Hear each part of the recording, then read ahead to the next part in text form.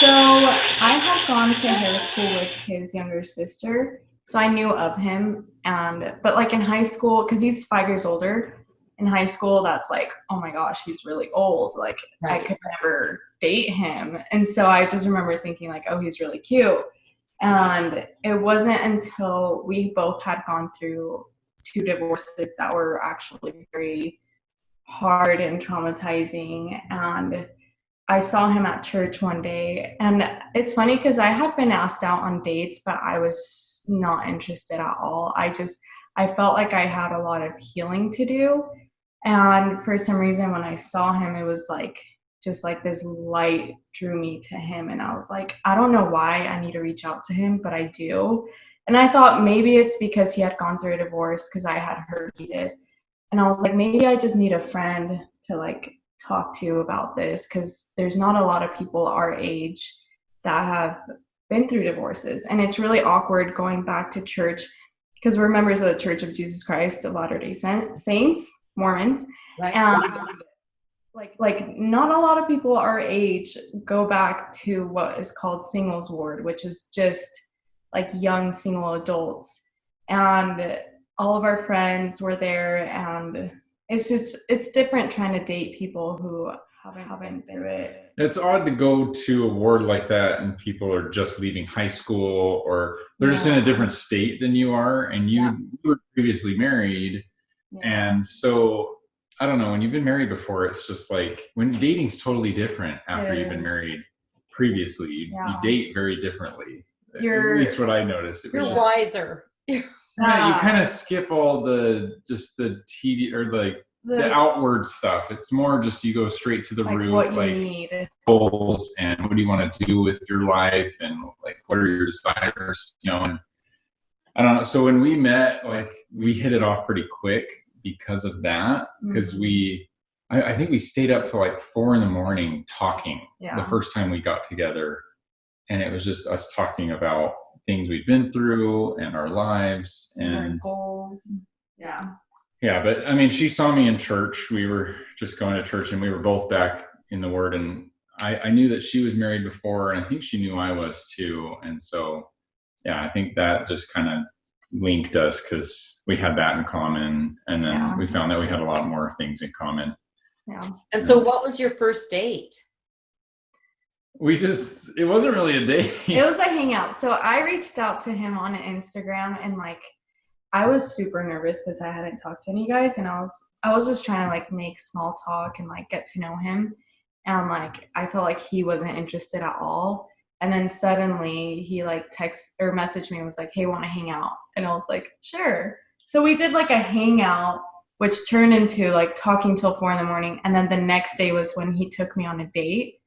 I asked her on a date that night because I don't know, I didn't really want to like scare her away and say, "Hey, let's go on a date," like because I didn't know if she was ready to like dive into and so I was like, let's just get together and do something. And she invited me to go to her friend's birthday party thing, and we ended up leaving that party and just talking all night. And then that night I was like, "Oh, have you ever been to this restaurant? We should go there tomorrow, like on a date." It was so nonchalant, like I didn't feel like it was a date. So I think he did it perfectly, because if he would have been like, "Want to go on a date?" I don't know. Yeah, it was very informal, just through conversation. Like, let's go to dinner. So he took me there to a restaurant that was really good, and then we went and rode scooters and we watched a movie. Like I didn't think he had like anything planned other than dinner, so I was totally surprised, and it was so fun. I didn't have any of it planned. Oh, really? Normally, it's usually just on a whim, like, "Oh, let's go do this, and maybe this will be fun." Oh, I thought you had a plan. I don't know. A lot of stuff we do, it's not really planned out because I don't plan things. She does. Mm-hmm. She's a planner, and I'm just like, let's just, if it happens, it happens, and we'll have fun. But so that's kind of how it was. We were just at a park, and we saw scooters, and I was like, let's ride scooters, and we had a lot of fun. So we did it all pretty good. Yeah. Okay. I was kind of expecting this, like, oh my gosh, he's the one, for a long time. And we had dated for like a year and a half-ish. And And honestly, like I just kept waiting for that, like he's the one, he's the one. And it wasn't until right before Christmas. Is it this past? Yeah, this past Christmas. I had been calling my doctor and being like, I am having weird side effects. Oh, that's what it was. I got my medication switched and it totally threw my hormones off. And he saw me at my lowest of all lows. She'd been taking this medication. It was like an antidepressant or something for years. And she got off of it and switched to a new one. And her body immediately started feeling like symptoms of withdrawal from that previous drug. Okay. Very negative, and like her emotions were just like 1 second she'd be really happy, and then next it was like really low, really depressed, really sad. Yeah. And she was just like all over the place that day, and it was like Christmas. Yeah, it was the day before Christmas Eve. Yeah. And so she was even worse, like freaking out, like I don't want to feel like this on Christmas Eve with my family. His family. Yeah. Yeah. And I felt pretty low. And so Alec, I was so surprised at how he handled the situation. Like it was, my dad even talked to me afterwards and was like, he couldn't have done that better, because he was just there with me and holding me, and like everything that he was telling me was what I needed to hear. And I'm trying not to get emotional, but it wasn't until I was like just crying to him, it was like, I feel like crap. Like, I'm so sorry that you have to see me at this low state right now. I told her, like, that's what true love is. Like when you're in your lowest and worst, if somebody loves you, they want to be there for you and take care of you and make you feel better. It doesn't make you want to run away. When I started feeling better and I looked back and saw how he handled it, that I was just like, I'd be an idiot if I didn't marry him, because he had been ready for a lot longer than I had. I had already ordered a ring. He had it in. Like I was already ready to propose at that moment. Committed. You knew. Okay, so when did you know, Alec? When did you know that Roxy is the one for me? I immediately felt a connection right off the bat. Like each day, us doing stuff together and how she treated me, and whenever she would hear how I was treated in my previous marriage, she was like, well, I would never treat you like that. And like, I don't know, just a lot of things about her were things that I didn't know I needed until I didn't have those in my previous marriage. And so just meeting her, I was like, oh my gosh, she knocks everything off the list that I need in my life. And she likes me. So it's like, I got to hold on to this girl. And how did your wedding change when COVID kind of hit your state? We were planning on March 26th. For our wedding. And so 10 days before was when everything hit. Yeah, and everybody was kind of freaking out, and I wasn't. I was like, let's just keep the wedding how it is. Let's just, like, whoever comes, they can come, and if they don't come, they don't, whatever. And we were planning on just doing it that way, and then all of a sudden, like, the rules changed where it went from, like, a group of 100 people to, was it like 60 or 50?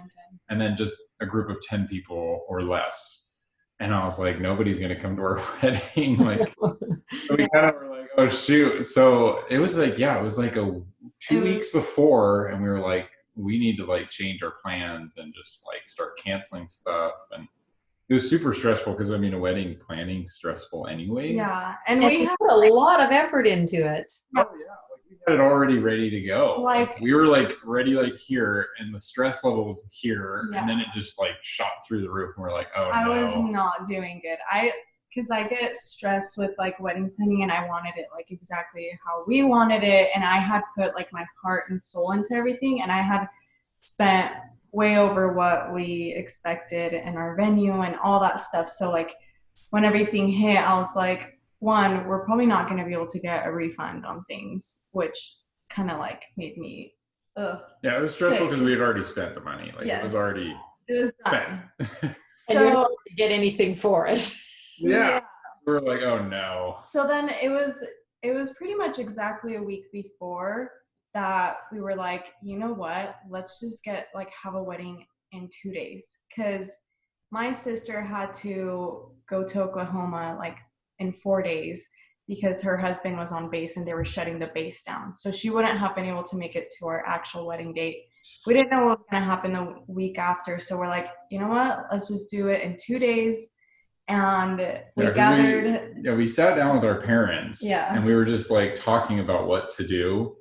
And then I don't know who said it. Like my mom or dad was like, let's just do it this weekend. Like, let's just get it over with. That way, like, everybody's going to be in town. Like, everybody can make it that we want to make it. Like, as far as immediate family.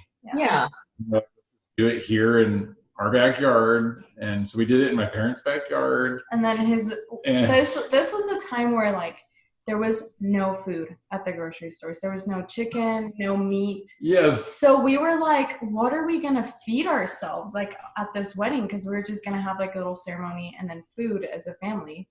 And we didn't even have food for that. So his mom luckily had frozen she had frozen turkeys. Like, for some reason, she had a couple frozen turkeys. Like, she had 2. So like, out of nowhere. We literally had a Thanksgiving dinner on our wedding day. Yeah, it was we got lucky. One of the things that I ask every couple is, do you have advice? What advice would you give someone about, or what is it that makes your relationship work that you think could help other couples? I think for us, and I know a lot of people say this about communication, but like the main thing for us is hearing each other when we are disagreeing, like just putting ourselves in a selfless situation of thinking like, okay, how is he feeling? How is she feeling? And I think that's what connects us a lot of the time. And we do counseling a lot. I started out because of my divorce, and then he started coming with me just so that we could get to know each other more. So we started early on, and like over the years, we've learned so much that we are able to apply, which has honestly helped our relationship a lot. Because I feel like we started off differently than most people that date for the first time if they haven't been married. So it felt like a marriage pretty early on. So we've been building from that. And I think that's one of the biggest things is our communication and putting ourselves in each other's shoes. It gave us the tools that we needed to know why we act certain ways when we're upset. Right. Because previously, when we were upset, we would react in horrible ways just because of the past and the way our trauma that we've had, both of us. Mm-hmm. So we kind of block each other off. But now we have the tools to realize, oh, that's why she's acting that way. And this is what she wants me to do. And vice versa. Like, she knows, like, when I act a certain way, it's because I need her to say something, or I need her to just come hold me, or whatever. So it gave us the tools to realize, oh, that's why she's acting that way, and this is what she needs to hear or feel or see. Mm-hmm. And so that's great advice, because a lot of people are afraid to go to counseling, or they wait till it's too late to go for counseling. It's sad because people think like, oh, you must be struggling if you go to counseling. Yeah. And in reality, it's just you don't even have to be struggling. Like, I don't think we were even struggling when we first went. Like, I mean, we've had struggles after, but it just, our arguments, like when we have them, they're very short, and we can resolve them quickly just because we know what we need to hear, and it doesn't become this big thing, and we can kill it before it gets worse, and I don't know, counseling's helped with that. I think that was the biggest thing is that. And credit to our counselor. Yeah, seriously. People think that like they should go to counseling when things are really bad or way later down in marriage, because if sometimes you go to counseling, Exactly. I think the best time to start is when you're fine, like when you're doing good, you start dating or married, just so that like if something comes up, you know how to handle it, instead of like, oh my gosh, this just happened and we reacted in different ways and I'm angry now, and then it goes downhill. So it's like having safety features on your car, like an airbag or a seatbelt. You got to have those just in case. They're not necessary, but just in case, we have issues and now you've got the tools and everything to handle them, regardless of what happens, regardless of whether there's another pandemic.